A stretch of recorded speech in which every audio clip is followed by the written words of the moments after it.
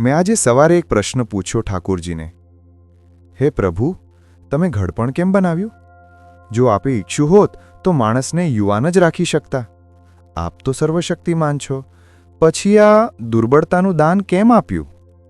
ઠાકોરજી હળવું મીઠું સ્મિત કરી બોલ્યા, સાંભળ ભગત, તું માને છે ને કે આ સૃષ્ટિ મોહમાય છે?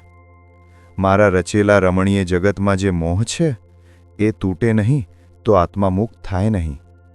અને પછી તેઓએ મને સમજાવ્યું, ઘડપણમાં હું આંખોની રોશની ઓછી કરી દઉં છું, જેથી તને દેખાતા રંગીન વિશ્વનો મોહ ધીમે ધીમે છૂટે. તારા ચહેરા પર કરચલીઓ નાખું છું, જેથી તું સુંદરતા પાછળ દોડવાનું છોડી દે.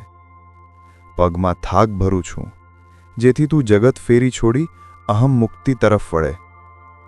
કાન ધીરે ધીરે સાંભળવાનું ઓછું કરે, જેથી તું બહારનો નહીં પણ અંદરનો અવાજ સાંભળવા લાગે. હા ભગત, ઘડપણે મોહ તોડવાનો માર્ગ છે. જેમ વૃક્ષ પાંદડા છોડેને શાંત થાય, તેમ આત્મા શરીરનો મોહ ત્યાગે. અને તું જ વિચાર, જો ઘડપણ ના આવે તો શું કોઈ મરવું પસંદ કરશે? યૌવનમાં મૃત્યુ આવે તો આખું કુટુંબ વર્ષો સુધી વિલાપ કરે, પણ ઘડપણ પછીનું મૃત્યુ સૌ સહેજતાથી સ્વીકારી લે છે. ઘણીવાર તો 12 દિવસ પછી બધું પાછું એકસર થઈ જાય છે. આથી ઘડપણે તારા મુક્તિ માટે મારી કૃપા છે. હું ભાવ વિહ્વલ થઈને બોલી પડ્યો, હે પ્રભુ, હવે તો આપની લીલા મારી સમજમાં આવી ગઈ. પણ એક પ્રશ્ન હજી રહ્યો. જ્યારે તમે મોહ તોડવા ઘડપણ બનાવ્યો તો પછી આ મમતામય પરિવાર કેમ બનાવ્યો?